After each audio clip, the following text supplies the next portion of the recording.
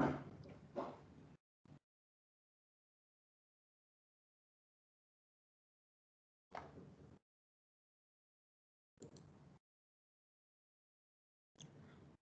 right. Good morning, friends. Could somebody confirm whether I'm audible? Maybe just raise your hand or send something on chat if you're audible. Awesome. Yes, awesome. sir. Is my screen visible? Yes, sir. Yes. Yes, Okay, sir. cool. Okay, fine. So you can lower your hand, Darshan. Okay. I don't know why some guests are joining. Let's see. Fine. Let's admit them for now.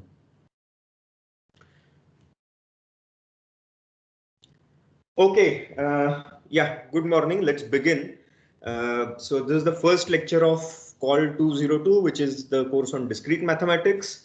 My name is Ashish Chipyonkar, but some students think my first name is Sir, and some students think my last name is Sir. So when people call me Sir, Ashish Sir, whatever, but I prefer to be called just by my first name. I hope that is comfortable with most of you. Okay, so this is my email ID. Sorry, yeah, somebody said something. Okay, fine. Yeah, so this is my email ID, ashishc@iitd.ac.in, but avoid writing emails to me because I get a lot of junk and then your email could be lost in that junk. Instead, if you want to contact me, just ping me on Teams. Okay, so the lecture time is Monday and Thursday, 9:30 to 11, which is slot B. I hope by now all of you are comfortable with the slot structure. You're aware of how the slot structure works. Okay. So I hope all of you are excited and looking forward to the course. But this being the first lecture, I am wondering whether I should tell you a nice story instead. Okay. So raise your hand if you have heard of Akbar Birbal stories in your childhood.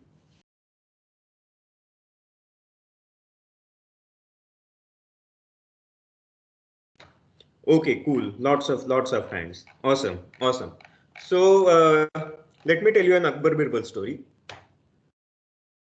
So it so happens that one fine day, Emperor Akbar comes out of his palace and takes a stroll in Agra.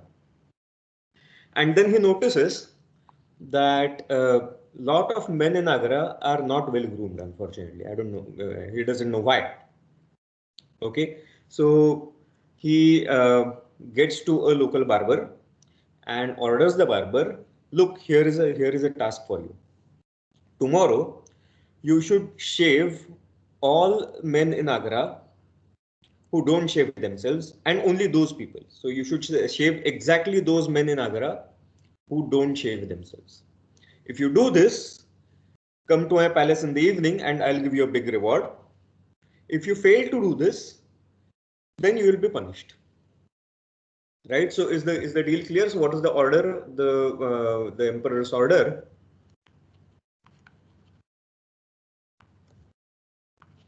Order to the barber.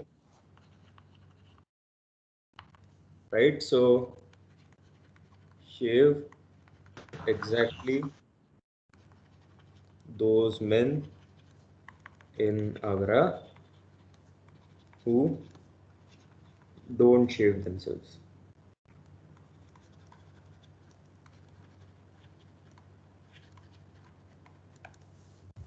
Okay, yeah, so there are some raised hands. Yes. Samyak? What is it, Samyak?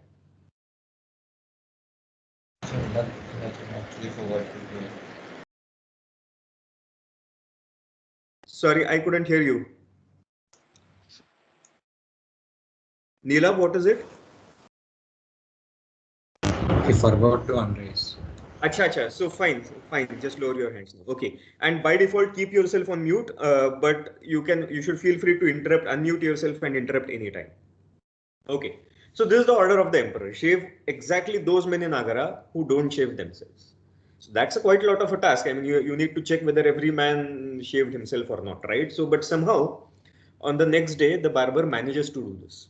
He checks whether he goes to every man in Agra, checks whether he shaved himself in the morning. Otherwise, the barber shaves him as per the emperor's order. And in the evening, the barber goes to the emperor in his palace in the hope of getting a reward. So the emperor asks, look, did you shave all men in Agra who did not shave themselves? The barber says, yes, yes, I did shave all the uh, all men in Agra who did not shave themselves. Then the emperor asks, did you shave any man who had already shaved himself?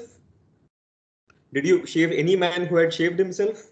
Right, so that is against this order, right? So the barber says, no, I didn't shave any man who shaved himself. So then the emperor asks, did you shave yourself? Okay. The barber says, yes, I did. Now, this is what the emperor says. Look, I told you to shave every man in Agra who did not shave himself, and only those men in Agra who did not shave themselves. So you are a man who shaved himself. So you are not supposed to shave him. Shave yourself.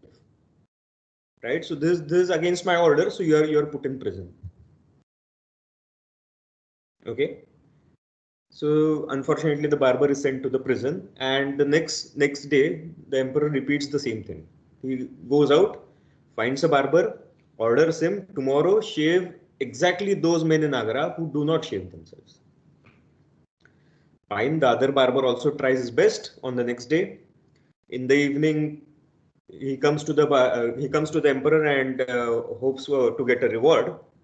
But the emperor asks, look, did you shave did you shave every man in Agra who did not shave himself? The barber says yes.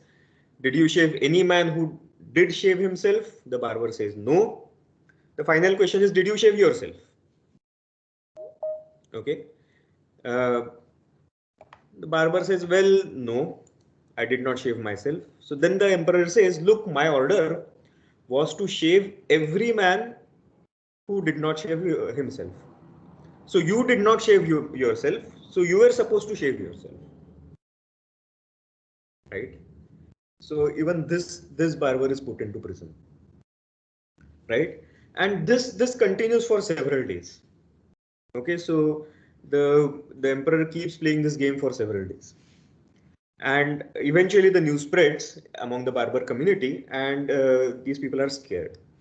Right? So if they think if this continues, eventually all of us are going to end up in prison. So this should stop somewhere. Okay, so obviously they meet and they decide to consult the wise person named Birbal.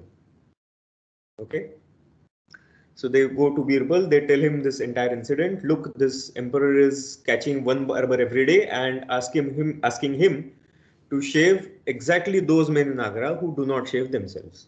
And then no matter what the barber does, whether he shaves himself or not, the emperor is putting him into prison. What should we do? Okay, so I hope you understand the problem, right? So yeah, so what does Birbal tell them to do? Any idea? Any guess? How do you solve this? How do you solve this problem? Raise your hand if you have a suggestion. So how do we solve this problem?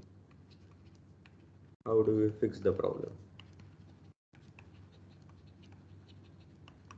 How do we ensure that a barber is able to shave every man who does not shave himself?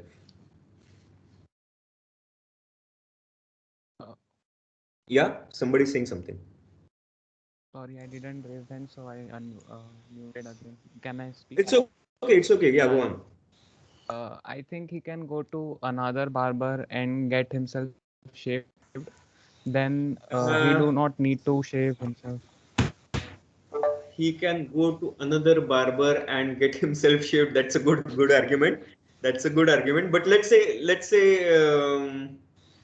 people either shave themselves or the designated barber is supposed to shave them. Only two possibilities for every man. Okay. Sir, can I say something? Yeah, sure. So maybe we find a female barber. Exactly. Awesome. Lovely. So what is your name? I don't know who answered this. So Vedant. Vedant. Okay, awesome. Vedant. Yeah. So this is what, okay, could you mute yourself now? Yes. Yeah. Okay. So this is exactly what Birbal tells the barbers. So look, teach your wives how to shave people. And then tomorrow, instead of you going to your hairdressing salons, send them to your salons. Okay, so the barbers do this, and all of a sudden, on the next day, the emperor finds that all hairdressing salons in Agra are run by women. Okay, so he he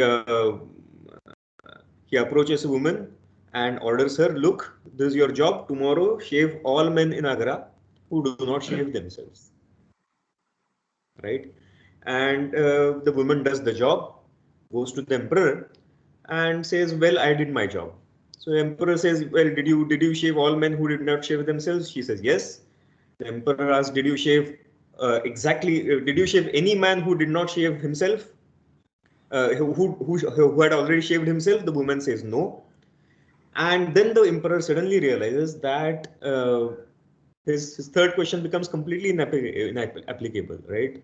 So, right. So I hope you understand that the problem was resolved. And obviously, the emperor guesses or is suspicious.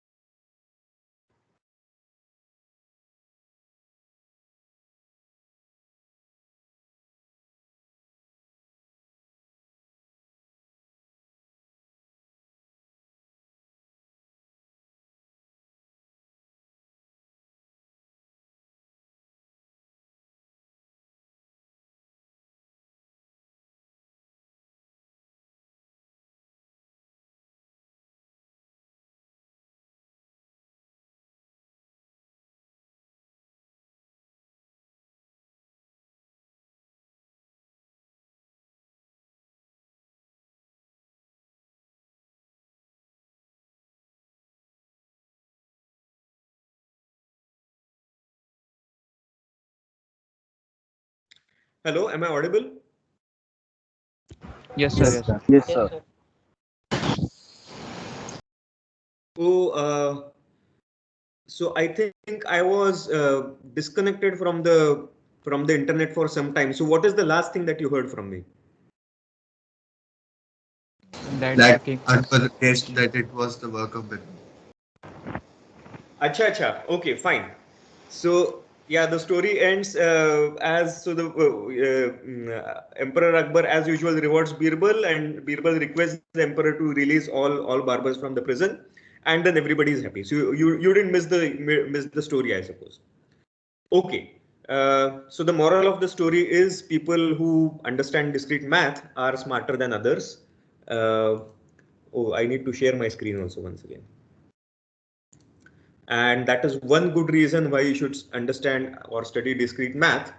But the major learning outcome that we'll have out of this course is the ability to write rigorous and clean proofs that are both correct, okay, and easily understood by easily understood by some different reader. So actually, it also sometimes happens, especially in case of students like you. What happens is that they write a proof, and because it is not clear enough, they get tricked into believing that it is a correct proof. Okay, so we need to develop the ability of assessing our own proofs, okay, and try to find mistakes in them and try to fix them. Okay. Would you once again confirm whether I'm audible, because I'm not sure now. Yes, sir. You are audible. Yes, sir. Yes. Sir, you are. Cool. Thank you. Okay, so what else? So in this course, we are going to get introduced to certain mathematical objects, for example, graphs, partial orders, equivalence relations, groups, fields, and so on. So these objects are, so you are going to encounter these objects very frequently in your future courses. So it's best to get introduced to them right now. Okay. And as far as the institute rules is concerned, this is a prerequisite for Call 352, which is a course on theory of computation. And personally, I feel it should ideally be a prerequisite even for Call 351, which is analysis and design of algorithms. So this is theory of computation.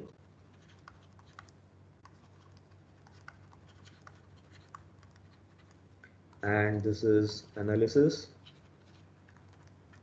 and design of algorithms.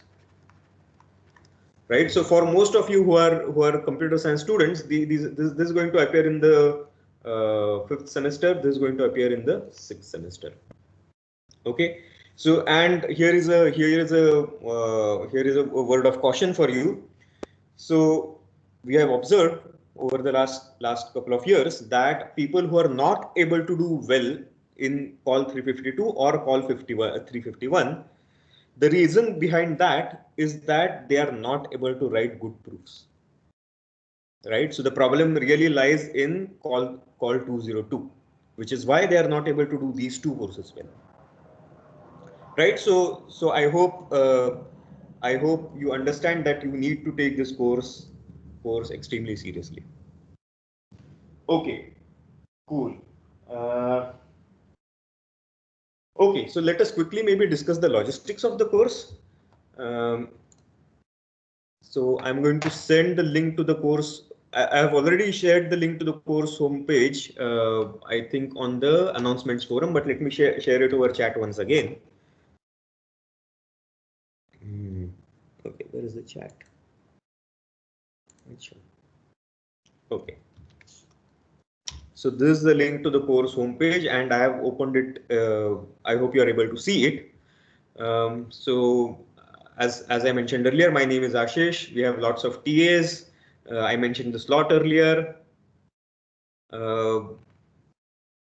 What else? So textbooks, the main textbook which we will be using is Mathematics for Computer Science by Eric Lehman and Layton and Meyer, which is available online. I have given a link on the course webpage. Other textbook which you might find helpful is Discrete Mathematics and Its Applications by Kenneth Rosen. So personally, I like the first book over the second, but the last few topics that we are going to cover in this course, which are groups and fields, those are not covered in the first textbook, unfortunately. But in any case, the first textbook plus if you attend the lectures regularly, that should be good enough for you to do well in this course. Okay, so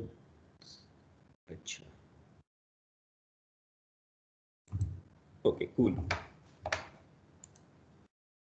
Yeah, we'll be using Microsoft Teams as we are using now for live lectures. I have created several channels on Microsoft Teams. You might have seen them. There is an announcements forum.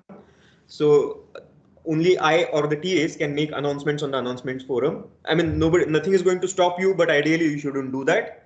You should feel free to reply to my announcements if you don't like something, if you like some modification, if you like an extension to a homework deadline or whatever, change in a quiz date and so on. You should feel free to reply to those announcements, but don't create a different conversation on that forum.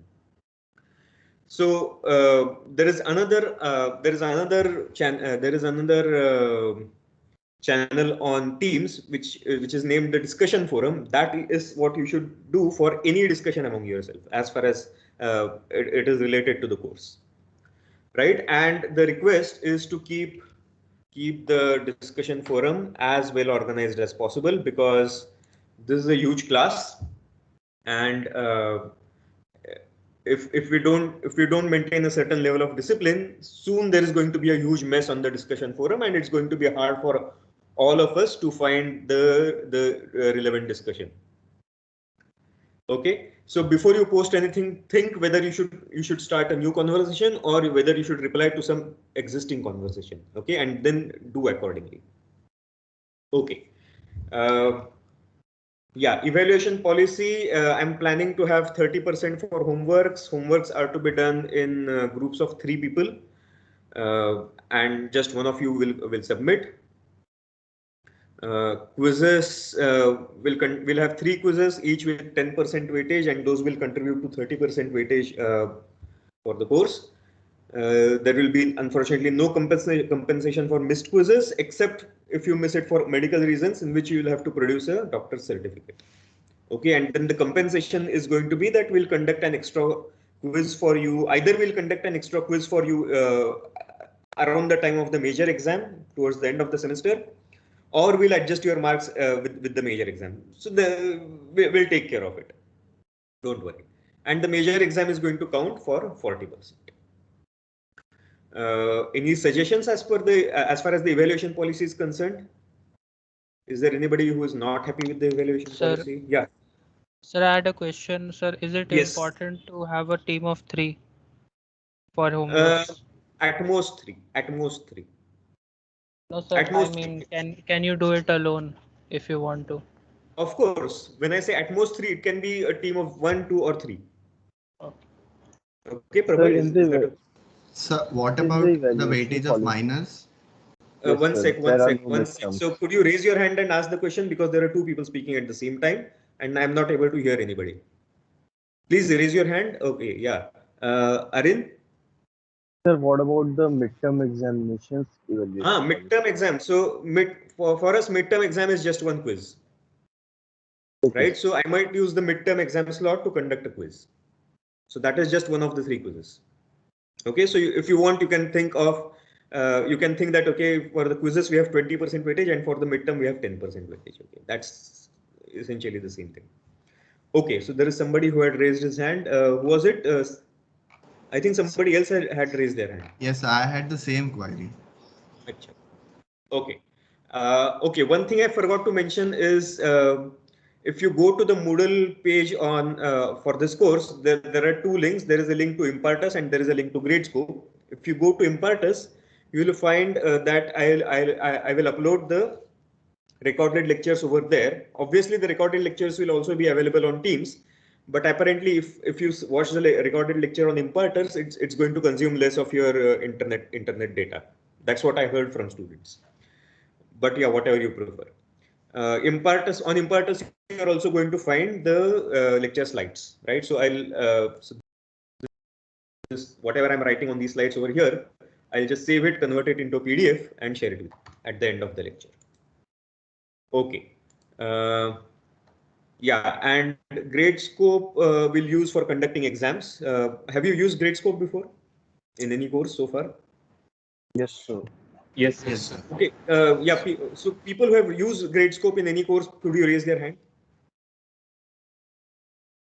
Yeah, raise your hand if you have used Gradescope in the past.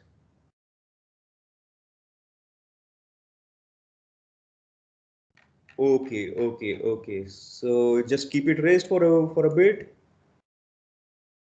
Okay. So there are some, I don't know, 20% people who haven't raised it, or maybe they are sleeping right now. Okay, so raise your hand lower your hands, and people who have not used Gradescope so far, please raise your hands. Everybody who has used Gradescope should lower their hands, and people who have not used Gradescope should raise their hands now.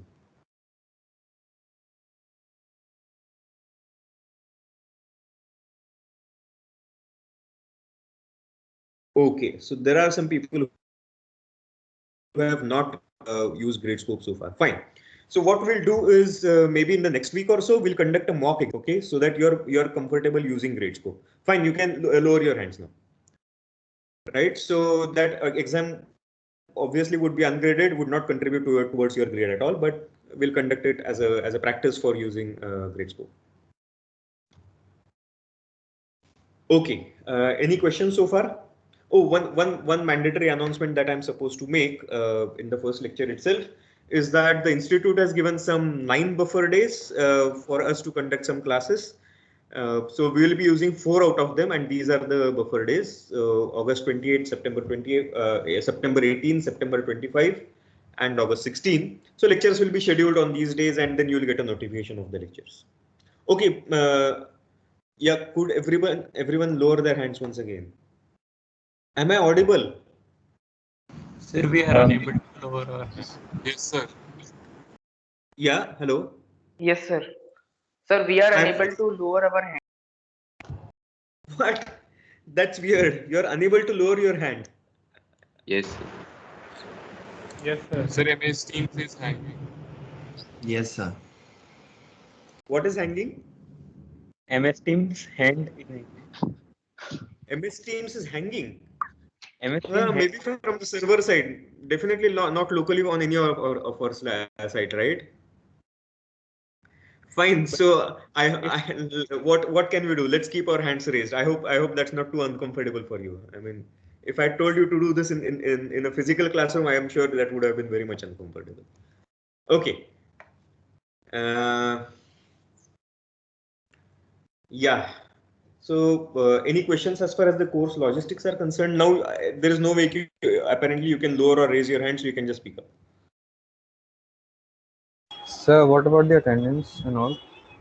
Attendance, that is as per the institute policy. Attendance doesn't count in your grade directly, but indirectly, rest assured that it is going to count. I hope you understand what I mean. Yeah, right. So your grade is completely going to be determined by how many marks you obtained in the various exams. And one thing I forgot to mention is that you pass the course if and only if you get 30% marks. I hope you understand what I mean by if and only. Okay, anything else? Sir, about the tutorials.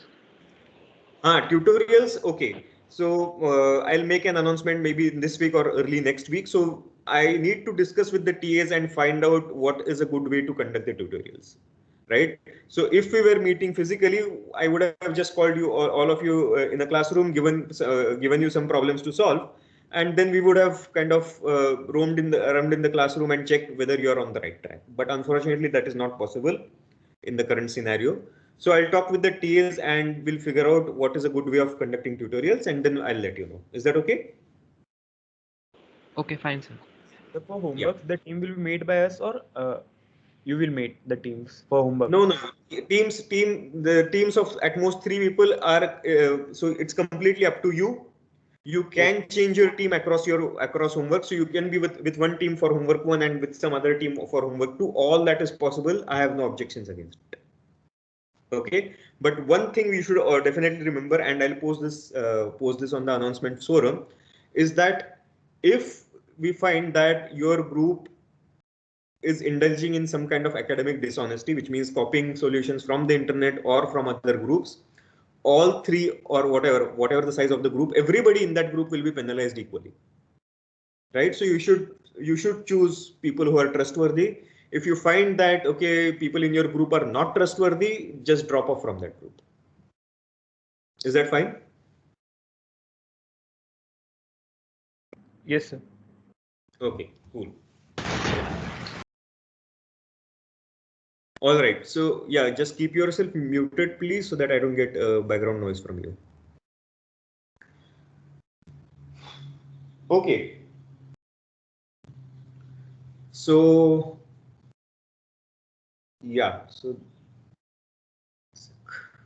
okay, fine. Let me just take a sip of water and then we'll start working with math.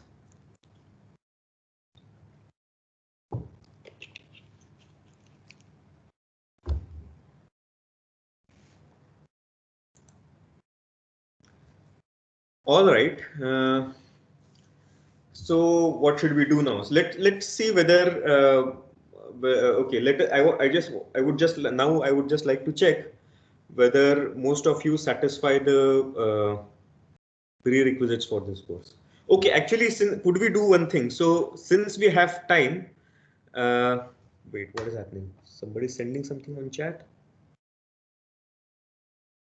Actually, no, that is something that's fine.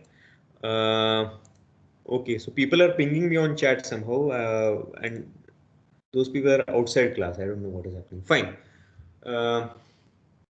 Okay, so we need to figure this out. So could we do one thing? Let us try to disconnect from this call and join once again. In the next 2 minutes, let us try to do this so that we'll figure out whether this the hand raising problem is fixed or not, because because we'll have to use that feature in the remainder of this lecture.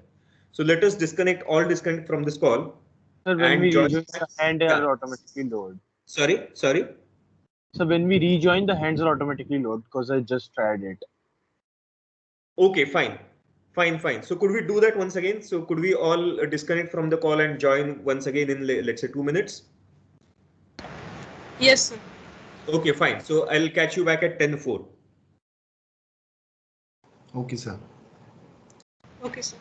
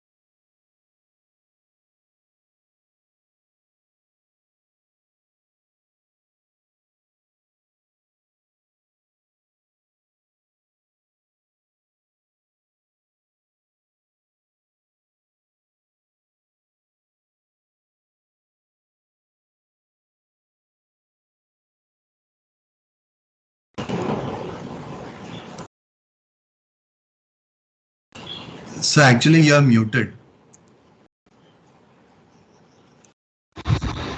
Oh, thanks for letting me know. Okay, fine. So you didn't miss much. Don't worry. Okay.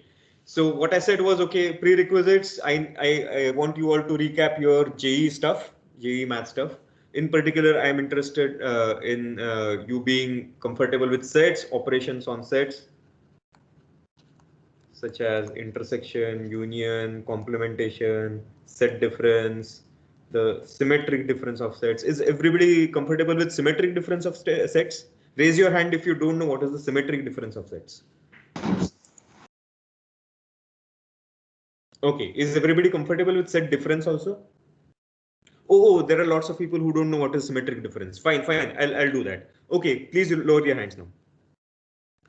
Okay, so cool. Okay, so is everybody comfortable with the difference of two sets? Raise your hand if you are not comfortable with the meaning of the set difference operator. Okay, there are some people who don't know this. Okay, fine, we'll do this. But I hope intersection, union, and complement are fine. Yeah. So what is the set difference? So set difference A minus B is simply the set of all x such that x is in A and x is not in B.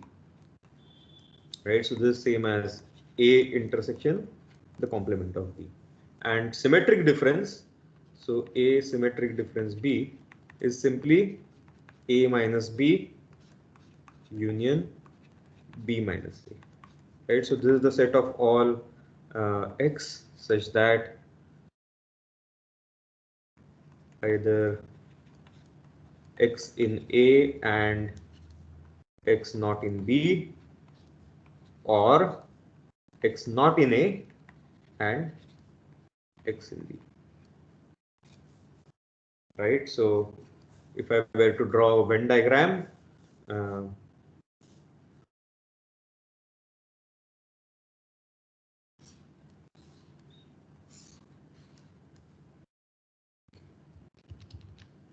draw it here. Right. So suppose this is set A, this set B, then this region is called A set minus B, and similarly, if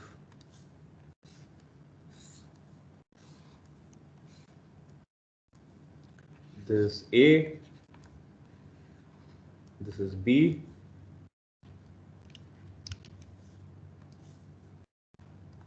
so this part is A minus B, this part is B minus A, and so these two parts put together, this is A symmetric difference B. Is that clear? Any questions? Okay, fine. So what other set operations do I want you to know? So I want you to know what is the power set of a set. Have you heard of this before? Raise your hand if you have heard of power set. This term power set. Raise your hand if you have not heard of the term power set.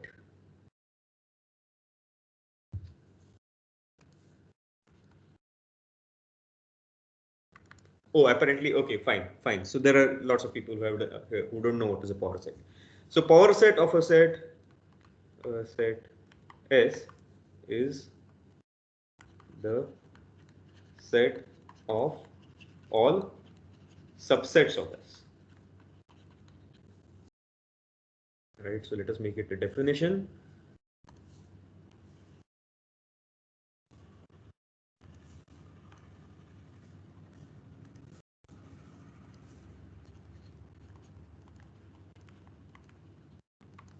Right.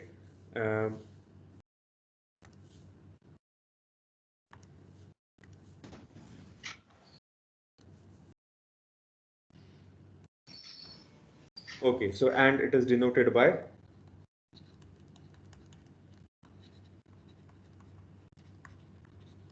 for as far as this course is concerned, we'll denote it by 2 to the power s, right? S is a set, and when I say 2 to the power s, right? So this is the collection of all possible subsets of S, right?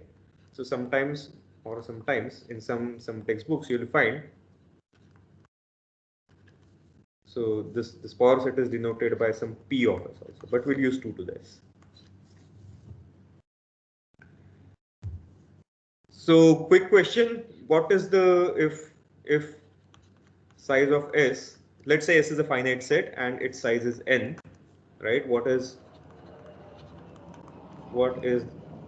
the size of 2 to the S? Can somebody answer this? Raise your hand if you know, if you can see the answer.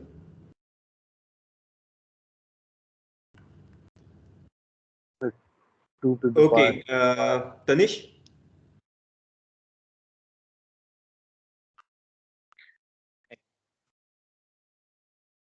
Tanish, I'm not able to hear you. The 2 to the power n. 2 to the power n. Okay. So size of the power set of a set is just the 2 to the power size of S, which in this case is 2 to the power n. Okay. Raise your hand if you don't think this is obvious.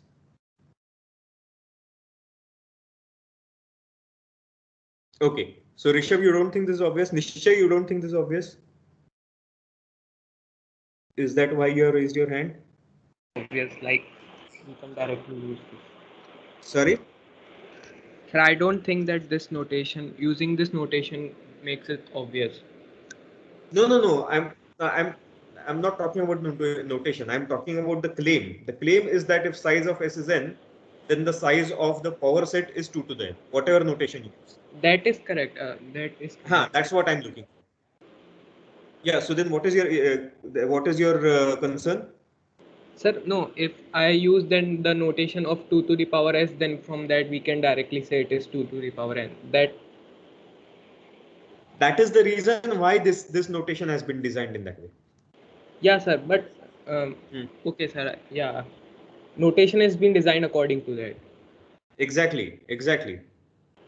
So noting the fact that the size of the power set is going to be 2 to the power size of the set, this notation has been designed. But independent of the notation, do you understand why? Okay, so let me ask the question once again. Raise your hand if if this claim is not clear to you. What is the claim? The claim is that if the size of S is n, then the size of the power set of S is 2 to the power n. Okay, good. So apparently that is clear to everybody. Awesome. Okay, so the power set operation is, I hope it's clear now.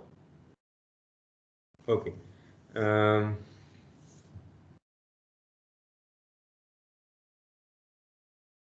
Okay, so and then the other prerequisites that we'll need, we'll just see them as and when we need them. Okay, so with this in place, let us try to prove one result. Okay, so let us do the very first proof of this course right now. Oh, there is something on chat.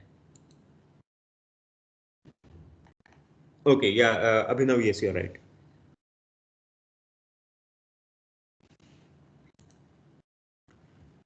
Okay, so right, so S is a set.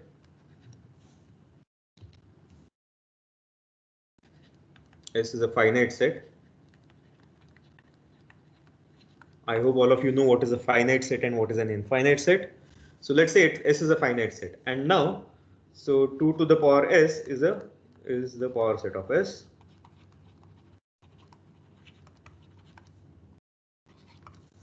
So let me also make another definition. A set system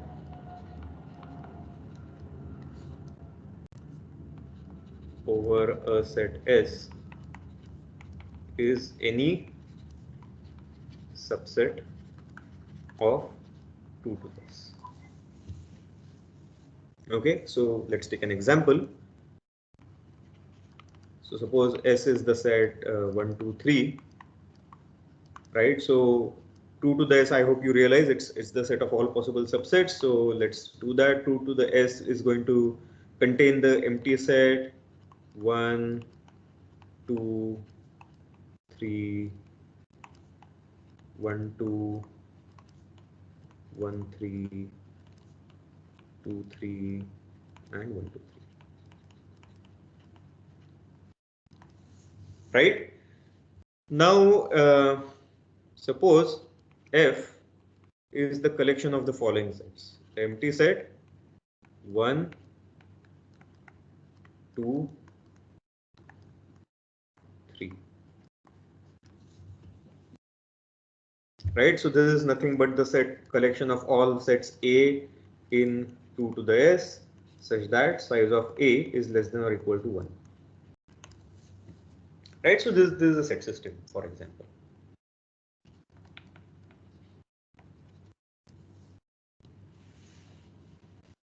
Okay.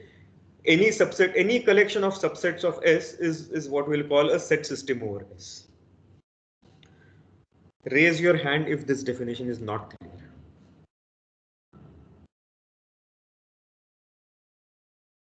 Okay. Yeah. So there should be model less than equal to n, I think. Sorry, 2 to the power n. What? So the model less than equal to in the definition. What should be the? Is it 1? 1 is, how is it 1? It is 1. Yeah. So I am from this set. I am taking all the sets whose size is less than or equal to 1, which is the empty set with size 0, okay, and fine, these 3 sets of size 1. Okay, right? Got it. Thank you. Yeah. Yeah. And now basically, yeah, just to understand what is the size of this F. Abhinav, what is the size of F? It's a 4. 4, exactly. Yeah. Cool. So any more questions as far as the definition of set system is concerned? Okay, fine. So for this problem, the result we are trying to prove, let's make one more definition. A set system F is called an intersecting set system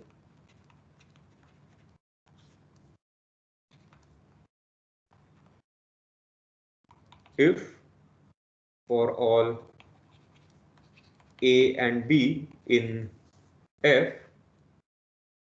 we have A intersection B not equal to the empty set, right? So I am given a set S, I am given some collection of subsets of S, and that set system is F. When do I call F an intersecting set system?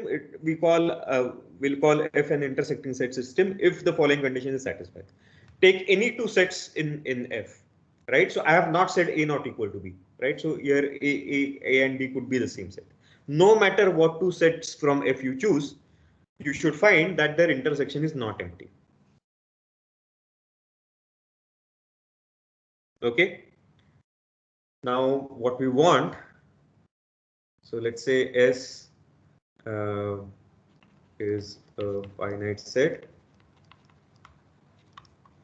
of size S equal to n. Question: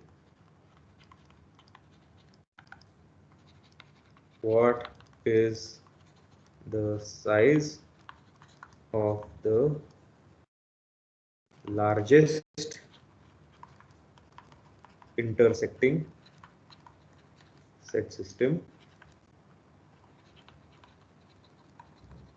over S?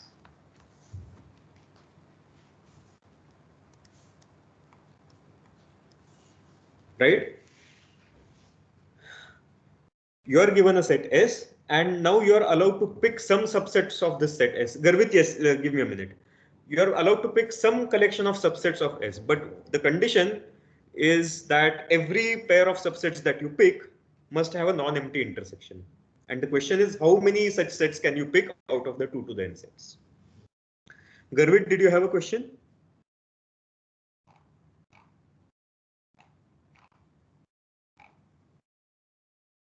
Okay, yeah.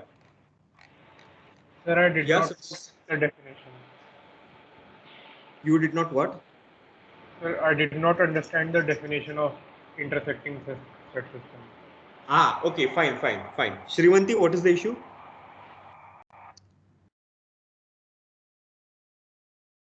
Shrivanti? Sir, yes, sir. I wanted to answer, so I raised my hand.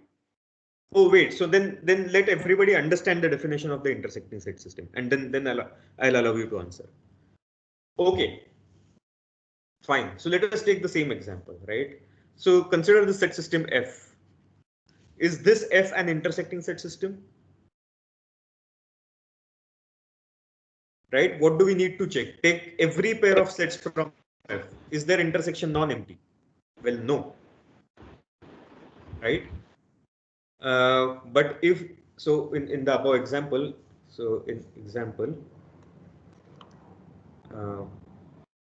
for F as defined above,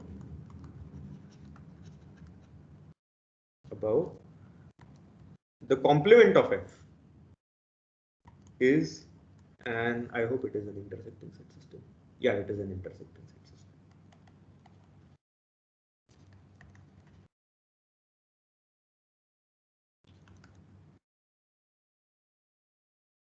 Okay, so let's move to this next page.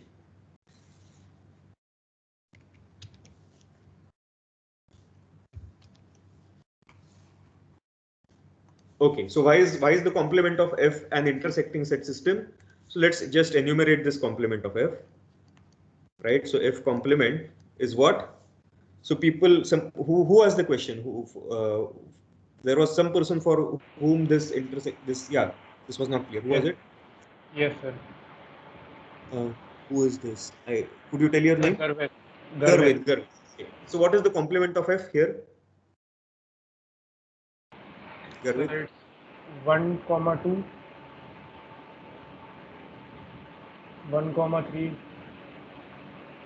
2, 3, 1, 2, 3. Very good. Okay, could you mute yourself now?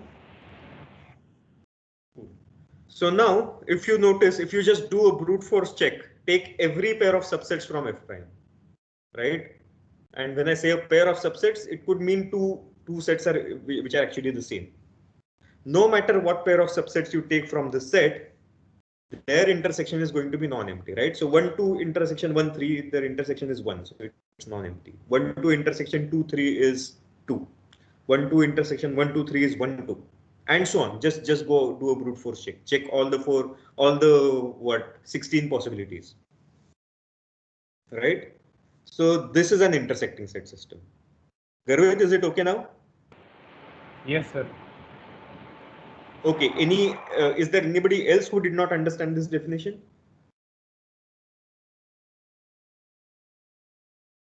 Okay.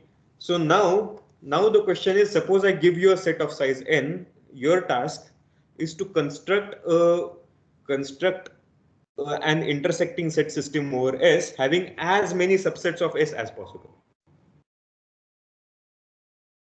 Okay. So raise your hand if you have some candidate answers. How do you do this? Okay, so Arin, Shrimanti, Rishabh, Manthan have raised their hands. Vishwas, cool.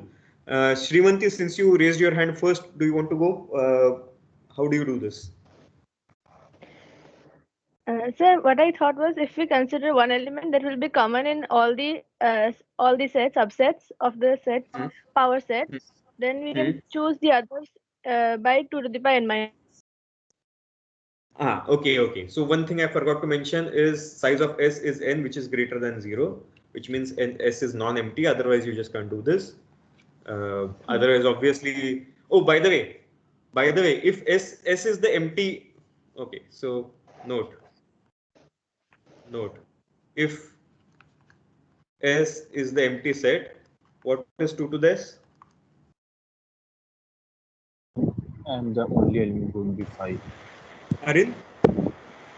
So the 1 to the S means the subset containing 5. The set containing 5. Exactly. It's a singleton set which contains the empty set. Right? So note size of 2 to the empty set is equal to 1 and not 0. Yeah, okay, fine. But yeah, so obviously if S is empty set, you cannot construct an intersecting set system, right? Because either you'll choose the empty set or rather, yeah, the empty set is the only intersecting set system over S, right? So then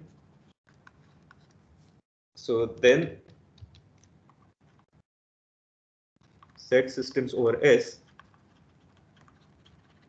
over the empty set are empty set system is a set system over the empty set, and this is a set system over the empty set, and out of which this is an intersecting set system.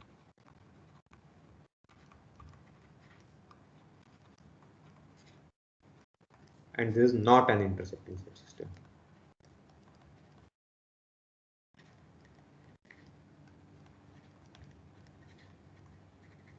Right, so if you just apply this definition to the empty set for every A and B belonging to the empty set, so that itself is a vacuously false statement, right? So therefore this definition is satisfied. So therefore the empty set system is an intersecting set system, and whereas this is not an intersecting set system. Okay, fine. So let us say that S is a non-empty set. So now Shrimanti's suggestion, if I understand correctly, was the following.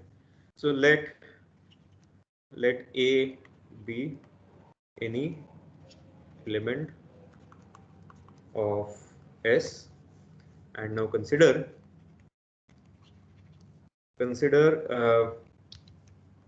F to be the set of all subsets of S such that the element A is in the set S as set A.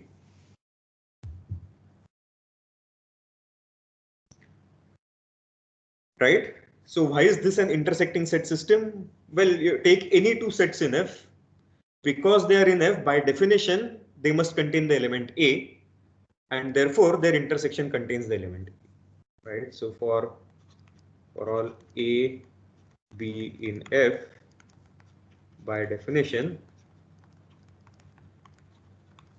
you have A in A and A in B. Right? That's the way F is defined, and therefore A intersection B contains the element A. Right, which means that this is an intersecting set system. So therefore F is an intersecting set system.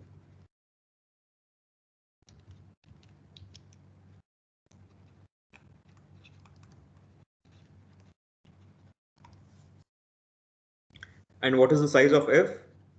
Well, by the same logic, the A is forced to be in every set in F. And then for every other element, you have two options, either to include it in the set or you don't include it. Right? So the size of F is just 2 to the power n minus 1. Okay. Arin, Rishabh, Karthik, and everybody else who has raised their hands, is it because you're not able to lower them, or do you have anything to ask? Sir, I have a doubt. Yes, Arin, yes. Sir, how can we claim that this would be the largest? Because from the last example that we have seen, there was a set of 2, 3 which did not contain 1, but all the rest of the sets contained 1. Although it satisfies this that the number would be 4 and it is 4. So we are coming to that. We will prove that. How can this would be large? We'll prove. Don't worry. We'll prove. Just be patient. Okay, but as far as this claim is concerned, as far as this construction is concerned, is that okay? Right? Is everybody convinced that this is an intersecting set system and its size is 2 to the power n minus 1? Yes. Okay. Yes, sir. So then, okay. So then let us make the following claim. There exists an intersecting set system. So if S is not equal to empty set, then there exists an intersecting set system. Okay, let me just reorganize this a bit.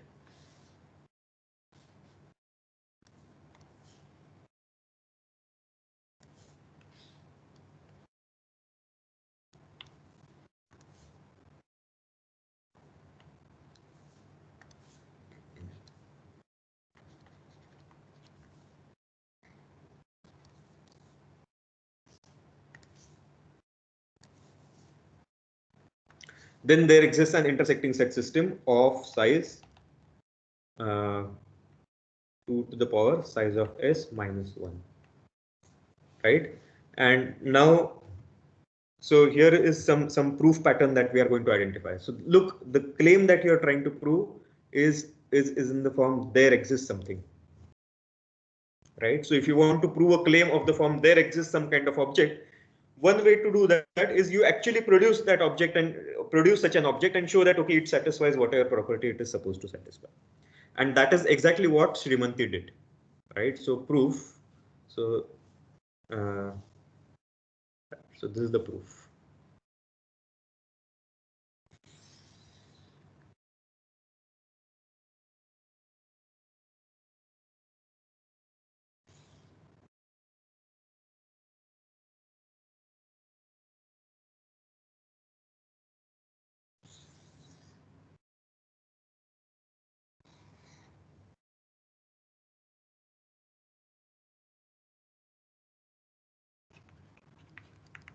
Right, so the goal is to prove that there exists, there exists some object which satisfies some property. And as a proof, you say, okay, look, this is a way you can construct an object. And then you show that, okay, this construction actually gives you an object which satisfies the property. Right, so we'll call such proofs as constructive proofs. So this is a constructive proof.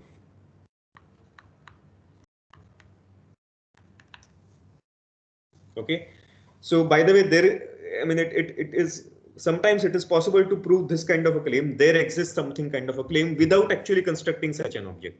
We'll see such a proof very soon. Okay, but for now, this is a constructive proof. Any more questions as far as this proof is concerned?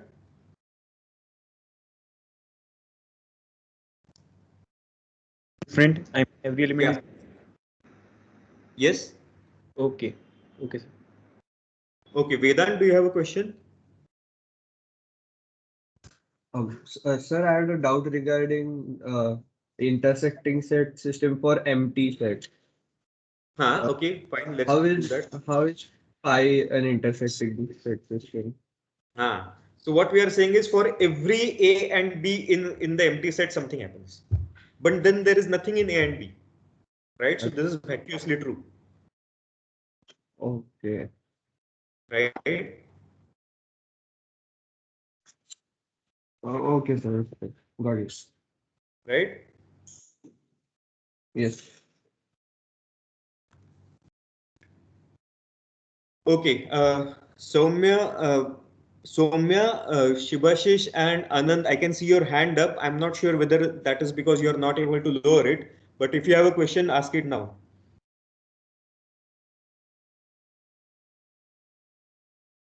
Okay, apparently they're not able to lower their hands. Fine. So fine. So let's move ahead. So now somebody, I don't know who, I forgot now, asked the question, why is this the best possible? Can you do better than this? Right? So question is, can we actually get an intersecting set system whose size is more than 2 to the power size of s minus 1? Any ideas, any arguments, either in favor or whatever, any ideas that can hopefully lead to the resolution of this question? Yes, Nishchay? Last example. Okay, yeah, go on. In the last example, we did show that there is a set greater than 2 of the size 2 raised to n minus 1. That is intersecting. Correct. But now the question is, okay, well, so what we have proved it is possible to achieve 2 to the power size of s minus 1.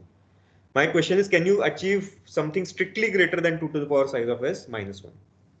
Right? So here also we got 2 to the power 3 minus 1, which is 4. Can you do better than that? Yes, sir. Can I speak? Yeah, Nishchay, yes, go on. Yes, sir. So the set F which we just saw, yes, sir. So in this set, we have all the subsets containing A. Now, sir, if we take any another set that is not phi, because if we take phi, then always the intersection will come out to be phi, and that won't be possible. Correct. So except phi, if we take any element of complement of F, then we will always have a set that would contain A, but not those elements. Okay. And so their intersection will come out to be phi. To be empty. So yes. Does everybody, okay, does anybody see a problem in this proof, in Nishchay's proof? Right? So he says, look at this set system. No matter what new set you add to this set system, you are going to get two sets whose intersection is empty. That argument is correct, but does it prove the claim? Sir, it does not prove the claim because it does not prove the claim. Why? Yes, sir. Because we could do it by suppose we remove three elements from this set and add some 5 more, and it would give us something larger than 2 raised to power. Exactly. So the argument essentially seems to be that this is not necessarily the only way to construct an intersecting set system. Right. So your arguments, Nishchay, were correct, but then that doesn't serve those don't serve the purpose that it is supposed to serve. Do you understand what I'm trying to say, Nishchay? Yes, sir. Yes, sir. Yeah. So what I'm going to say is the following. So let me make this claim. Let S be a finite set and let F be please mute yourself, everybody. F be an intersecting set system. Intersecting set system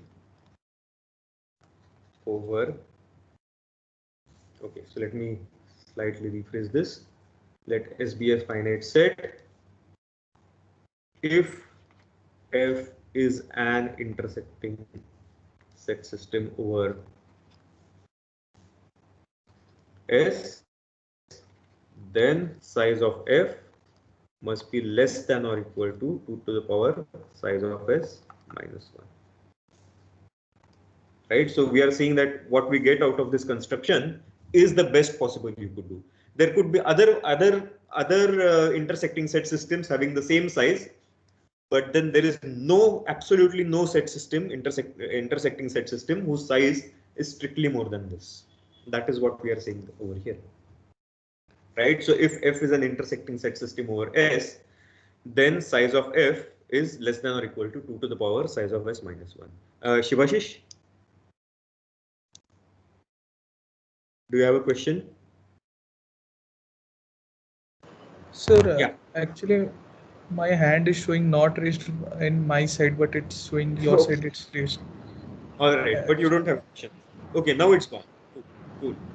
Any ideas? How do you do this? Any idea? Mute yourself if you're not speaking. Yes, Rishabh?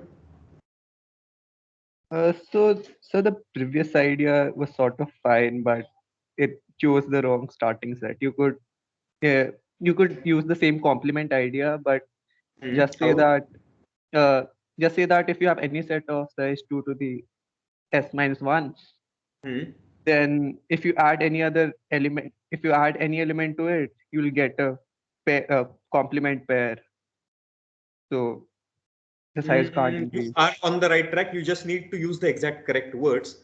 So what you're trying to say is a set and its complement can't be simultaneously. Can't be simultaneously in F. That is correct, and therefore you get a contradiction. Okay. So, but let's try to expand out this proof a bit. Yes, sir. I think he's using PHP. Am I right? Yes, he's using PHP, and I'm going to come to that. Yes. Okay. Yeah. So first of all, note. Okay. Before we write down this proof, let's do some rough work. Right. So this claim is of the form if something, then something. Right. Let's just syntactically parse this claim. So a statement of this form, if something, then something, is called an implication. Okay. So let's remove the proof from here completely. We'll do it on the next page. Right. So a statement of this form is called an implication. Right. So P is called the antecedent in the implication, and the statement Q is called the consequent of the implication. Right. So we also mathematically we also write this as P implies Q. Mathematical notation.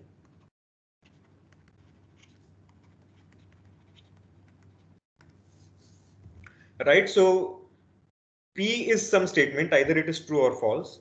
Q is another proposition, either it is true or it is false. When is the proposition P implies Q true? Have you done this in your JEE propositional logic?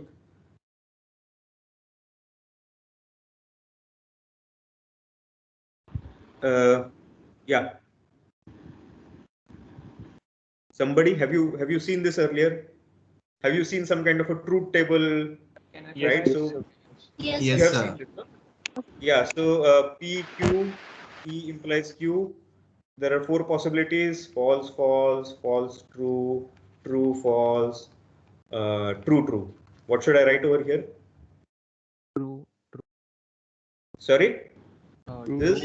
True. True. And true, false, true.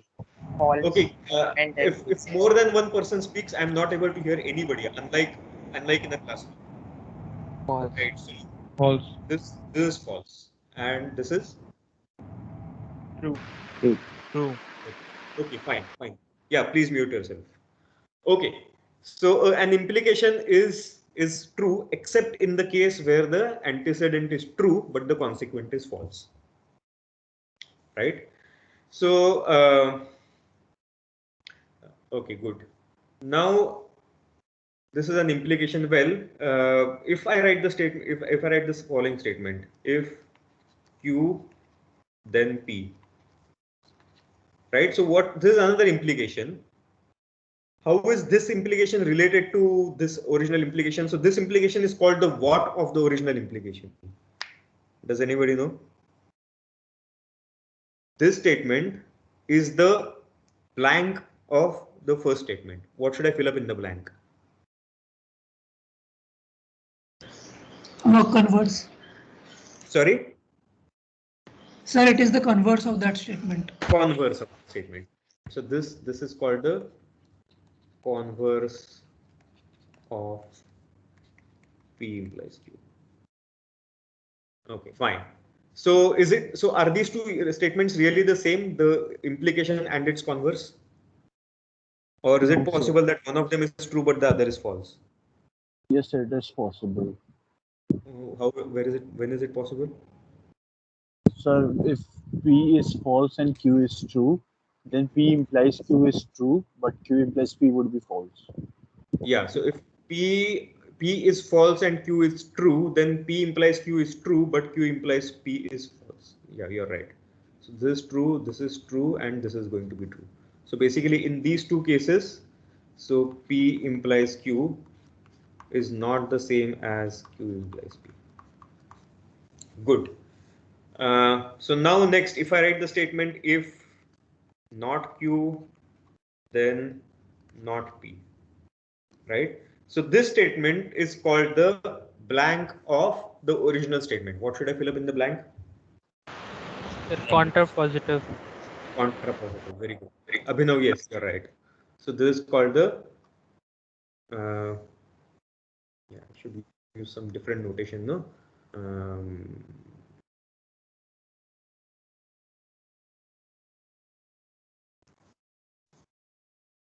This is the implication, P is antecedent, consequent. This is the converse. So this is called the contrapositive of the implication P implies Q. Good. Now, what can I say about this? Is this the same as the original, or could it be different? Is it possible that either the original implication, okay, is it possible that one of these two is true and the other is false, the original implication and its contrapositive? Abhinav, yes? So they are same. They are the same. So raise your hand if you don't know this result, that a statement, an implication and its contrapositive are always the same. Their truth value is always the same. If you don't know this result, raise your hand. Aryan, Prabal, you haven't seen this earlier? Ankit? Okay, so Aryan, Prabal, Ankit, Rajat. Okay, what is happening? So people are raising and lowering their hands. Okay. So kind of forgotten, so I wanted just to get one. Kind of forgotten. Okay, who is this? Aryan. Aryan. Okay, what about you, Ankit, Rajat, Vibhanshu? Same as Aryan said. Okay, and Vibhanshu? Sir, I have seen this in the JEE preparation, but now I have forgotten. Okay, so you have seen this, then you should go back and revise then. Okay, so that is your task for today. Okay. Yeah, but okay, once we do one proof which uses this, I think that should be clear if you have seen it earlier. Cool. So yeah, so there's an implication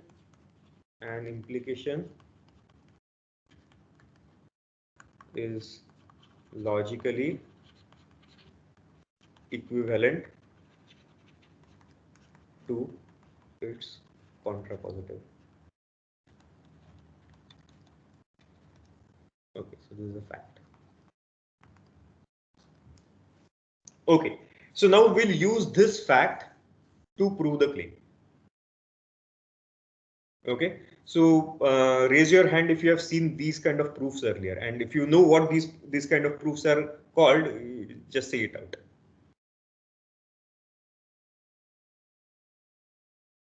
Right, so instead of proving P implies Q, you actually prove not Q implies not P. What are such proofs called? Okay, so apparently people don't know it. Fine, that's fine. Yes, Abhinav? Contradiction. Proof by contradiction. Proof by contradiction, or we could in this specific case we would call it proof by contrapositive also. That is also fine. So proof by contradiction is a slightly more general term where you show that okay, if you assume whatever is given to you, and if you assume not of whatever you're supposed to prove, you can actually prove something that is completely absurd, right? So then that is called a proof by contradiction. But yes, so proof by contrapositive is also one specific form of proof by contradiction, right? So we'll call this proof by contrapositive. So let's try to prove this, the contrapositive of the statement. Right. So let's copy this statement on the next slide so that it's in front of our eyes.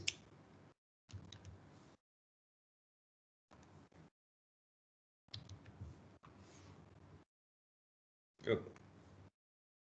So how do you, okay, so this is something I'm going to tell you about how you should write proofs in your exam or in general, right?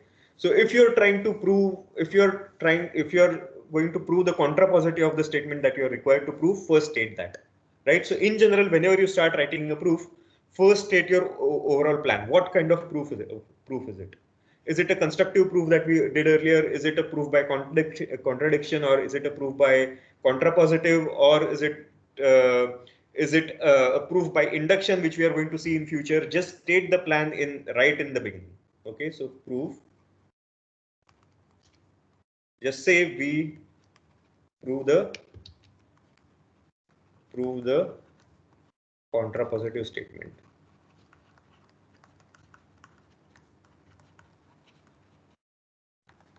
And then state the contrapositive statement. What is the contrapositive statement in this case? Somebody? If size of f is greater than 2 to the power s, then the set system will not be intersecting. Is it correct? Yeah. Then f is not an intersecting set system. Right, so this is the contrapositive. And then somebody suggested, I forgot the name now, unfortunately. So the suggested, okay, so how do you prove this, right? So how do you prove the contrapositive? So partition, or rather pair up all subsets of S as follows, right? So A subset of S is paired up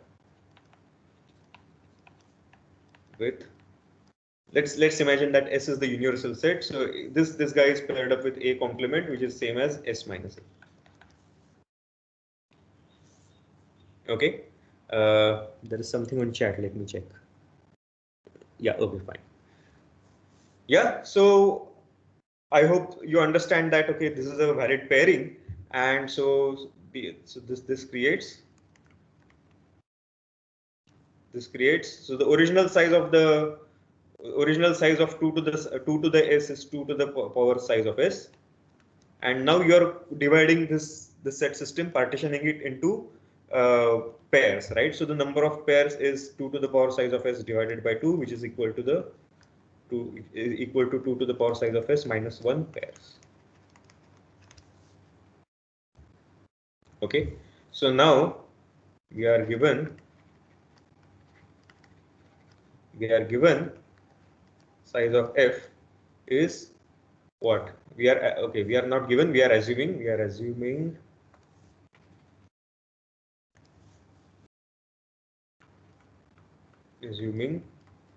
size of f. Okay, one sec.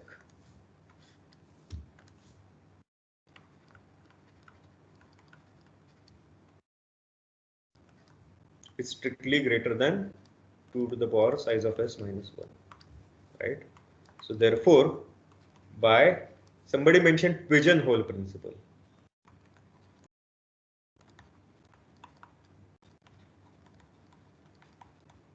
Pigeonhole principle, something happens. Somebody said that. Raise your hand if you have not heard of the pigeonhole principle.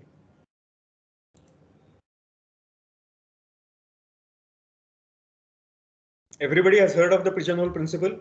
Oh, wait. So many people have not heard of the pigeonhole principle?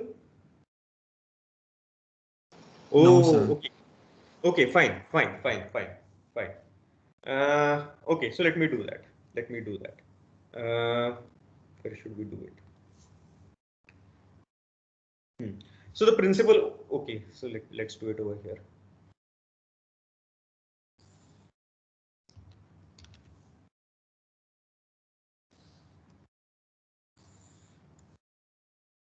Okay, so the pigeonhole principle says the following. I mean, it's, if I state it, you'll say what a trivial statement this is. Okay, so the pigeonhole principle. What it says is, if you put n+1 pigeons into n holes, then some hole must contain at least 2 pigeons.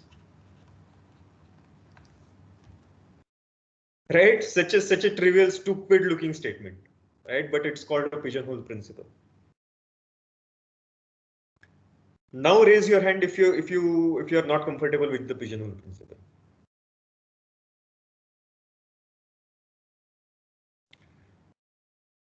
Okay. Here is a PJ. Which two mathematicians discovered the pigeonhole principle? Does somebody have an answer? Remember, it's a PJ. Question is, which two mathematicians discovered the pigeonhole principle? Nobody? Okay, the answer is pigeon and hole. Anyway, so what? Yeah, yes, somebody said something. So the two pigeons sitting on the same hole. What? The two pigeons sitting on the same hole. Okay. Okay, fine. Chalo. So now, what do you get out of the pigeonhole principle in this case, in the proof that we are trying to write? So by pigeon, look. So this set system contains strictly more than 2 to the power size of s-1 sets, which means it contains at least. So this is the same as saying that size of f is at least 2 to the power. Or let me put at least. Size of f is at least 2 to the power size of s minus 1 plus 1. Right. So now what do you get by pigeonhole principle? Somebody who was not comfortable with pigeonhole principle should answer this now. Right. So you have created 2 to the power size of s many pairs. So think of every pair as a pigeonhole. And you have at least one more pigeon. What do you get? Right. So what does this mean? So this means f must contain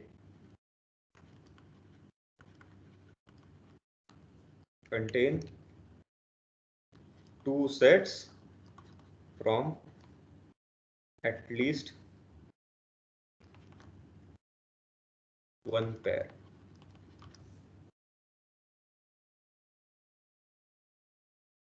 Okay, raise your hand if you are not with me up to this point. Yeah. Raise your hand if you are not with me up to this point. Cool. So f must contain two pairs from at least one, two sets from at least one pair. But what are those? So therefore f contains sets. How did we pair up sets, right? So f contains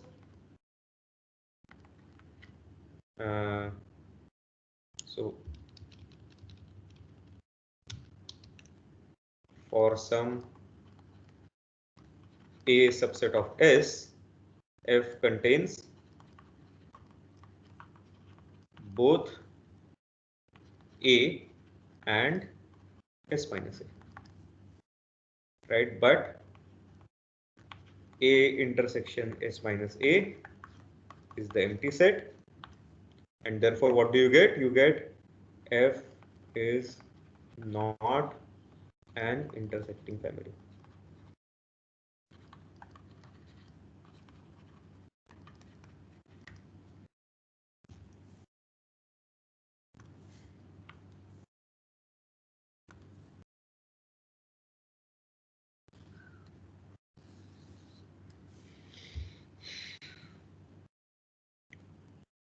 Okay. Any questions so far? Raise your hand if you have any absolutely any concern, no matter how trivial it is. So I couldn't understand the statement F must contain two sets from at least one pair. Okay. So look, so this the entire 2 to the s, we have divided it into pairs, right? And each pair is of the form A and s minus A for some A. Right? How many pairs do we have? 2 to the power size of s minus 1 many pairs. Yes. Now it's fine? Yes. Right? And you want to pick one more set at least. So which means you are forced to pick two sets from some pair, maybe more than one pair, possibly. But at least from at least one pair, you need to pick, you are forced to pick both sets. And then that itself is sufficient to prove that F is not an intersection. Yes, is it fine? Yes, I got it now. Okay.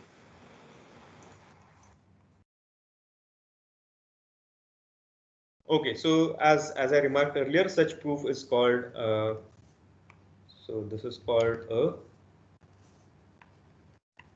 proof by contrapositive. More than this result, what I want you all to take away is how do you at all write such a proof, right? So begin by saying that, okay, you are going to give a proof by, you are going to prove the contrapositive statement. Then state the contrapositive statement clearly. Right, so that itself will make the goal clear in your mind, okay, as well as the reader's mind, and then go about proving it. Is it fine? Okay, chalo. So then, yeah. Somebody saying something? No, sir. I said yes, sir. Fine. So yeah. So our time is up. So that brings us to the end of lecture 1. So we'll meet on Thursday, same time. Chalo then. So lecture khatam. Tata. Bye bye. See you. Sir, one thing. Yeah. So कब तक ये PDF आप upload करिएगा? कब तक upload करूंगा? अगले 10 minute में चलेगा? सर वही बस कंफर्म करना था, इसीलिए पूछ रहे थे. ठीक है. So usually very soon after the lecture. Okay, sir. Thank you. All right. Chalo, see you on Thursday. Bye. Thank you, sir. Thank you, sir. Bye. Thank you. Thank you, sir. Thank you, sir. Thank you, sir. Thank you. Thank you, sir.